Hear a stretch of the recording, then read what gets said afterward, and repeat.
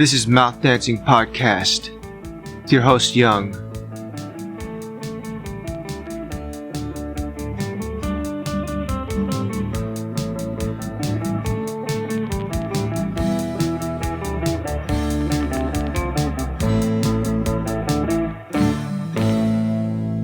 Thank you for tuning in again this week. This is the 68th episode. That's a lot of episodes. And I'm grateful for your listens. I'm thankful that you listened to all 68 episodes. That's quite a feat for everyone involved, including you for listening that much. And for me for making that many episodes, right? Does anyone else out there think that pedestrians should have turn signals too? I mean, you got cars have turn signals, right? And technically when you're riding a bike, you're supposed to use turn signals too, right? When you're gonna turn left or right, you got the different turn signals for a bicyclist to do. I really think it's well past time that pedestrians started doing this too. Because sometimes you just get stuck walking behind someone who's kind of unpredictable and erratic. And it's frustrating, right? Have you ever been trying to walk past someone because they're walking really slowly? And it's like they're swerving to the left and the right, like almost like they're drunk or something, but they're not. And you just can't get past this person because they can't seem to walk in a straight line. Well, that problem could be solved if they would just use a turn signal, right? Like, I'm going to swerve to the right and then to the left. So if you know which way they're going to swerve, then you could go to the other side, right? You could go, if they're going to swerve right, you could just go around them to the left. Or sometimes even, if you're walking behind someone, maybe they're not necessarily slow, but if they suddenly turn, it could be jarring, right? Or it could be even dangerous, like you might run into that person. So it'd be like nice if they, let you know what's going to happen soon. And, I mean, this goes for everyone too, right? I mean, any pedestrian, including myself, I'd have to make turn signals to indicate where I'm going to go. And sometimes, in a crowded place, like big city on the sidewalk, or maybe in some place that's really popular and crowded, it would be nice if there were turn signals. I guess we could install blinkers on people, but that might be a little bit cumbersome, bothersome. I think the easiest way to do it would just be to come up with some sort of universal, signaling language, Like bicyclists, they use their arms, right? Maybe we could start doing that too. Maybe we could even use our heads, maybe? Like, I'm going to turn right, then you sort of bend your head to the right to indicate you're going to go right. And left, of course, for left. Maybe we could even shake our butts or something, or I don't know. Maybe we could even just say to people, hey, I'm going to turn right here. Watch out. Don't try to go around me to the right now because I'm going to turn right, and we might run into each other if you're trying to go around me and I'm certainly turning right here, right? That could happen too. So, yeah, I mean, there's just so many good reasons for the system to be implemented. And I think they should start passing laws. I mean, it would be easiest if they did it at the federal level, so we wouldn't have to do it for every city and state in the country, If the federal government just came down and said, you have to start using turn signals if you're a pedestrian, that would be way easier. Just take care of it all in one fell swoop. I'm not sure if that would work or not, because I guess each state has their own laws, right? And they might be able to pass a law that says you don't have to do that. So I don't know if the federal government could make it mandatory or not. So maybe we would have to do it at the local level after all. I'm not sure. Or we could just agree as a society to do it so we don't have to have laws for it. And if everyone gets on board with this, then that would probably be the easiest way to get this going.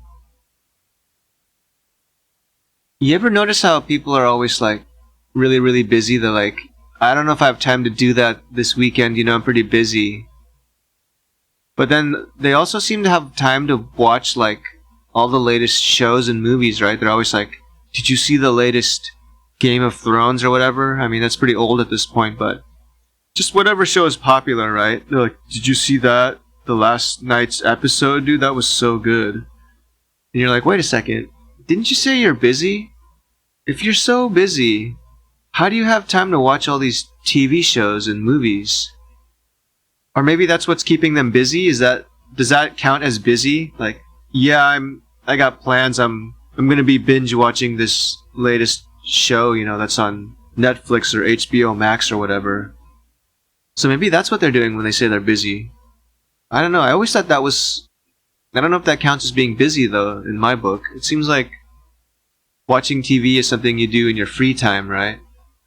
So it's always fishy to me when people are up on the latest shows, all the latest gossip about it, but then they're too busy to, like, hang out and do stuff. That's pretty, sus, as they say, I think if you're gonna lie to people and say you're busy all the time, maybe you shouldn't talk about the latest TV shows, because you might hurt someone's feelings. You're basically saying this TV show is more important than hanging out with you or, just making time to do stuff with my friends. So you might want to skip talking about what happened in the latest episode of whatever TV show you just watched if you're around the people that you're canceling plans with because you're so freaking busy, right?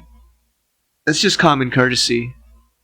TV shows are not more important than your friends or your family. And if they are, you got a problem. You're an addict. You're a television addict, and you need to do something about that. Television is a waste of time, and it always has been. Ever since, it came out. That's why they call it the boob tube or the idiot box. Or at least that's what old-timers used to call it.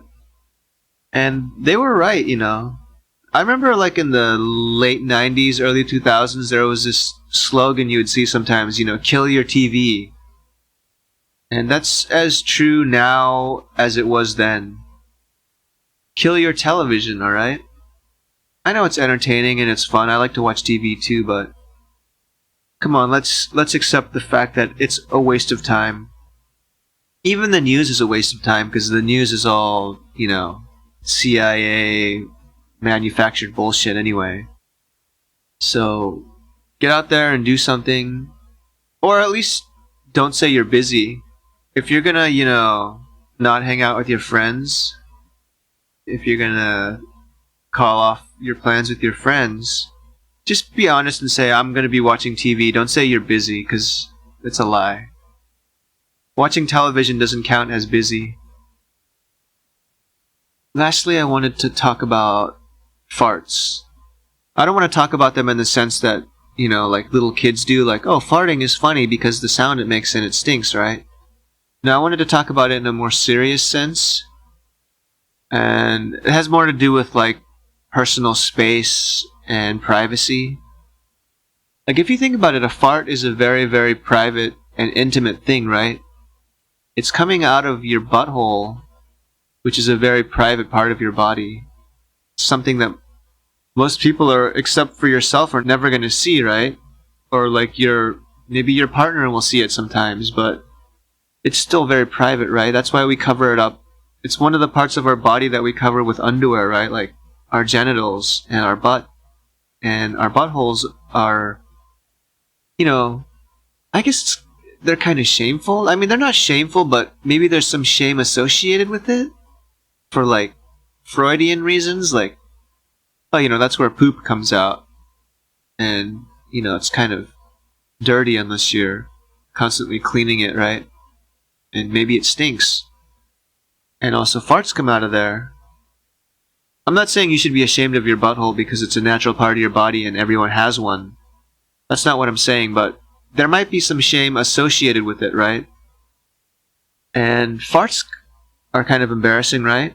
I mean, some people are not embarrassed by farting. They'll just fart anywhere in front of everyone and they don't care, but that's not the type of person I'm talking about. I'm talking about, like, a regular Joe Schmo like me and you, right? If we fart, it can be kind of embarrassing, right? And it's a private thing. And it makes a funny sound, and it might smell.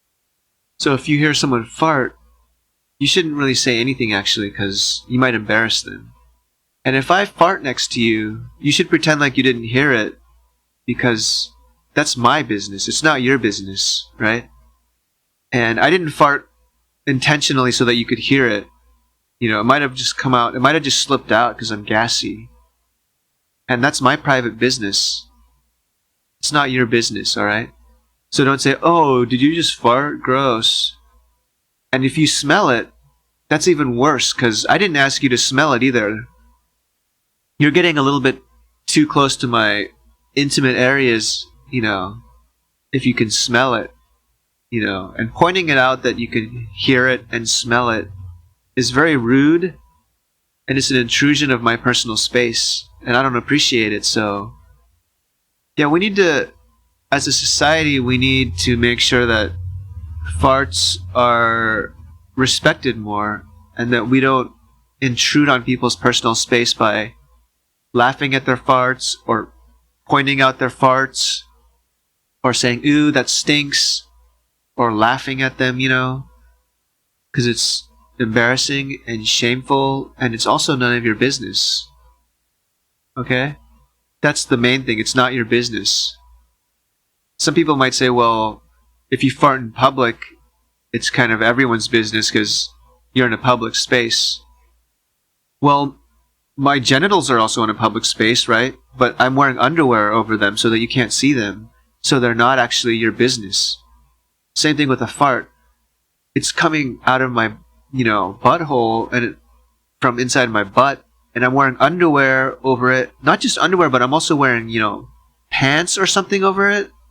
Whatever you're wearing for a bottom piece of clothing. So that's like doubly private. And if you're getting all up in someone's business like that, that's on you. If you don't like the sound, or if you don't like the smell, that's on you for getting up in someone's private business. So don't act all high and mighty about it, or try to ridicule people for something that is a natural bodily function. If you do, you're just a shitty person, and I have no respect for you. You need to respect people's boundaries. You need to respect their gassiness, and you need to respect yourself most of all. Anyway, that's pretty much my message for this week. I mean, that's 3 different messages, but that's the message I'm ending on this week. Thank you for listening, and I'll see you next week. Bye.